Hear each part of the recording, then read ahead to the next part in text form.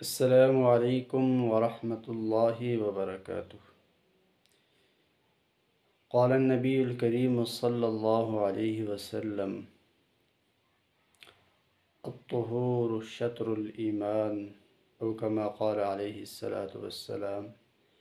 میرے معزز سننے والے بھائیوں اور بہنوں، جناب نبی کریم صلی اللہ علیہ وسلم کا فرمان ہے: الطہور شطر الایمان، صفائی ایمان کا ایک حصہ ہے۔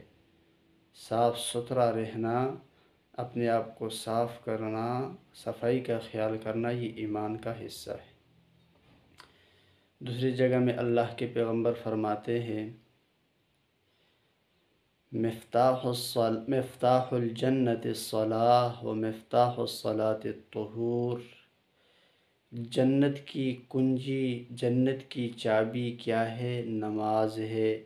جیسے کسی ہمارے ہاں گھر ہوتا ہے یا کمرہ ہوتا ہے، اس پر تالا لگا ہوتا ہے، تو جب تک چابی نہ ہو تو وہ گھر تالا نہیں کھولتا، جب تالا نہیں کھولتا تو گھر بھی نہیں کھولتا یا کمرہ بھی نہیں کھولتا۔ ایسے ہی جب کسی کے پاس نماز ہوگی تو جنت کھلے گی، نماز نہیں ہے تو جنت اس کے لیے نہیں کھلے گی۔ اگلے جملے کے اندر ارشاد فرماتے ہیں: وَمِفْتَاحُ الصَّلَاةِ الطُّہُورُ۔ اب نماز کے لیے چابی کیا ہے؟ الطہور، پاکی ہے۔ اب انسان پاک ہوگا، صاف ستھرا ہوگا تو نماز بھی پڑھ سکے گا۔ جب صفائی نہیں ہے، انسان صاف ستھرا ہی نہیں ہے، نماز کے لیے تیار نہیں ہے تو نماز بھی نہیں پڑھ سکتا، نماز میں داخل بھی نہیں ہو سکتا۔ اللہ پاک فرماتے ہیں: ان اللہ یحب التوابین و یحب المتطہرین۔ اللہ پاک صاف ستھرے رہنے والے کو پسند کرتے ہیں۔ اللہ پاک یحب التوابین، توبہ کرنے والے کو، اپنے گناہوں پہ ندامت اور شرمندگی کرنے والے کو، اللہ سے اپنے گناہوں کی معافی مانگنے والے سے محبت کرتے ہیں۔ اور دوسرے نمبر پر یحب المتطہرین، صاف ستھرے رہنے والوں سے محبت کرتے ہیں۔ بہرحال الطہارت ہی اساس العبادات۔ طہارت جو ہے یہ تمام عبادات کے لیے کیا ہے؟ بنیاد اور جڑ ہے۔ اس لیے میں نے طہارت کے حوالے سے آپ کے سامنے دو باتیں عرض کرنی ہے۔ طہارت، یہ میں نے لکھی ہے، طہارت پھر دو قسمیں ہے، حقیقی اور حکمی۔ طہارت عربی زبان کے اندر کہتے ہیں پاکی کو، صفائی کو، صاف ستھرا، اپنے آپ کو صاف ستھرا کرنے کو کیا کہا جاتا ہے؟ طہارت۔ طہارت کی دو قسمیں ہیں، ایک ہے حقیقی اور ایک ہے حکمی، ایک حقیقی اور ایک ہے حکمی۔ طہارت حقیقی کیا ہے؟ دیکھو، میرا جسم ہے یا کپڑا ہے، اس پر ظاہر گندگی لگی ہے، چاہے خون کی شکل میں ہے یا پیپ ہے یا خون ہے، پیپ ہے، اس طرح اس کے علاوہ پاخانہ ہے، پیشاب ہے، لید ہے، گوبر ہے، کوئی اور چیز گندگی لگی ہے، بظاہر نظر آتی ہے، جسم پہ ہے یا کپڑے پہ ہے۔ جب میں اس کو صاف کرتا ہوں، ستھرا کرتا ہوں، تو اس کو کہا جاتا ہے طہارت حقیقی، کہ حقیقت میں گندگی لگی تھی، میں نے اس کو صاف ستھرا کر دیا، اب وہ صاف ہو گیا۔ ایک ہے طہارت حکمی۔ حکمی کا مطلب یہ ہے کہ بظاہر آپ کے جسم پہ کوئی گندگی نہیں ہے، آپ کا جسم صاف ستھرا ہے، آپ کا لباس صاف ستھرا ہے، لیکن شریعت پھر بھی حکم لگاتی ہے آپ ناپاک ہے۔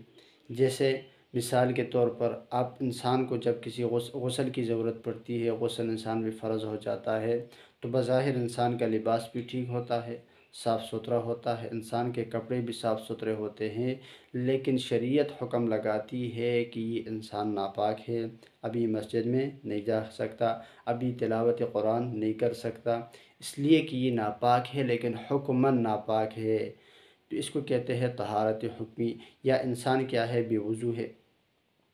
جب انسان کیا ہے؟ بے وضو ہے، بظاہر انسان کا جسم صاف ستھرا ہوتا ہے، بظاہر انسان کا جسم صاف ستھرا ہوتا ہے، کپڑا صاف ستھرا ہوتا ہے، لیکن شریعت حکم لگاتی ہے یہ ناپاک ہے، قرآن کو چھو نہیں سکتا، قرآن کے ساتھ ہاتھ نہیں لگا سکتا، قرآن کو ہاتھ میں نہیں لے سکتا، نماز کے اندر یہ داخل نہیں ہو سکتا۔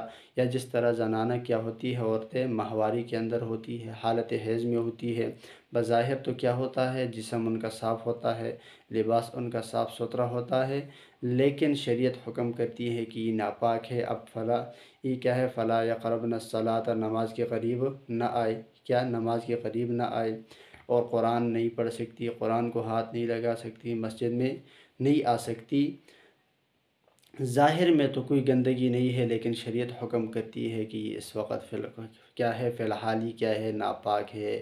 تو اس ناپاکی کو طہارت حکمی کہا جاتا ہے۔ بہرحال یہ طہارت کے دو قسمیں ہوگی، ایک حقیقی اور ایک حکمی۔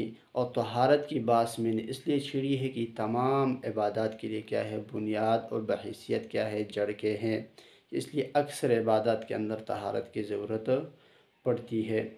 اس لیے آگے میں آپ کو طہارت پر بات کروں گا۔ طہارت میں سے پھر وضو ہے، تو وضو کے اندر مستقل اور تمام اجزاء پر میں گفتگو کروں گا، فرض کیا ہے، واجب کیا ہے، مستحب کیا ہے۔